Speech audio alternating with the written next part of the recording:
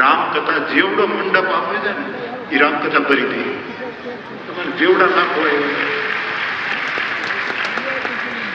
અને જમાડવા છે તો બપોરે જમાડશો ને તમે. 50,000 લોકોને તો જમાડવાનું કેટલી કેટલી જાહેરાત. અને તમને મારી વિનંતી, કથા સાંભળ્યા પછી ભોજન કરો, પ્રસાદ લેજો. આ લોકોને પાછું રાંધવું પડે એવું કરી નાખો.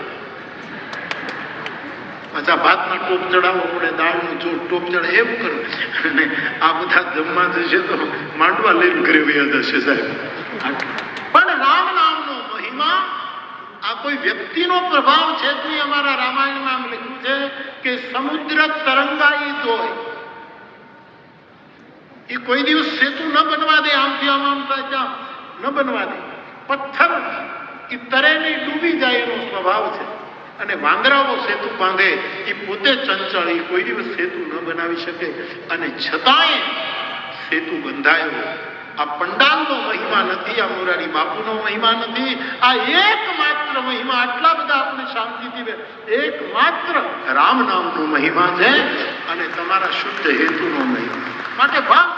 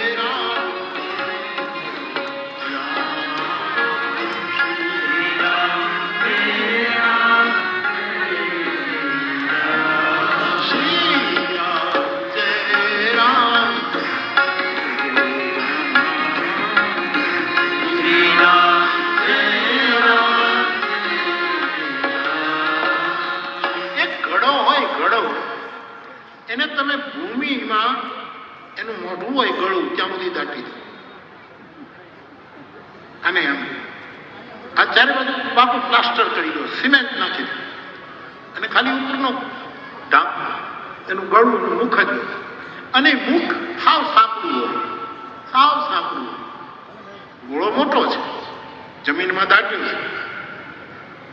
અને એનું મોઢું પાતળું છે, સાંકડું છે. એમાં પાણી ભર્યું છે, જળ ભર્યું છે, ગંગા જળ ભર્યું છે. હવે જમીનમાં દટાયેલો ઘડો છે, એનું પાણી બહાર કાઢવા માટે એ ગોળાને ફોડવો કેમ? ફોડી શકાય ને, ચારે બાજુ સિમેન્ટ છે તો ફોડી શકાતો નથી.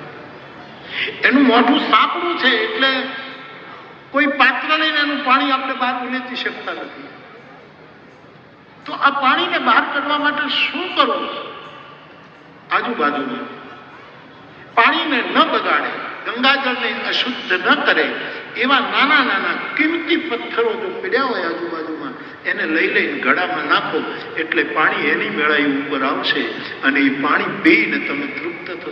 આવું દ્રષ્ટાંત વિષ્ણુદેવાનંદ ગિરી બડે મહારાજજી આપે છે કે આ શરીરને આ માટલું છે, આપણે અહીંયા સુધી માયામાં ધરબાયેલા, અહીંયા સુધી આપણા મોઢા કેટલા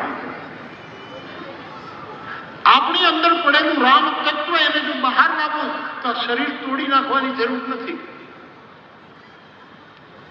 એની અંદરથી બહાર કાઢવા માટે આપણા મોઢા કેટલા, આપણે કેવા નાના, આપણા પેટ નાના, આપણા મોઢા, આપણા બાવળના બટકા જેવા હાથ નાના. આપણે અનુદાર માણસો છીએ, જરાય ઉદાર નથી.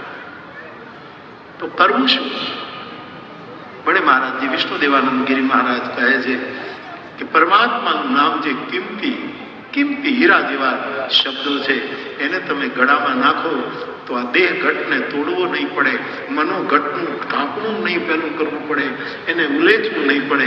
હરિનામ જે તમને પ્રિય હોય એના રત્નોને અંદર તમે નાખશો તો જીવનની જે ચેતના છે એની મેળાઈ ઉપર, જેમ આપણે ભણતા ત્યારે પેલો થર્સ્ટીકો, તરસો કાગડાની જેમ એક કુંજામાં જળ, એવી વાત છે. હરિનામ લેવાથી શરીરને તોડવું નહીં પડે, બીજું કાંઈ નહીં કરવું પડે, નાના મોટા પાત્રોની જરૂર નથી કે પાણી આપણા ચૈતન્ય જળને બહાર કાઢવા માટે. કેવલ જેનું નામ તમને પસંદ હોય એનું નામ લો.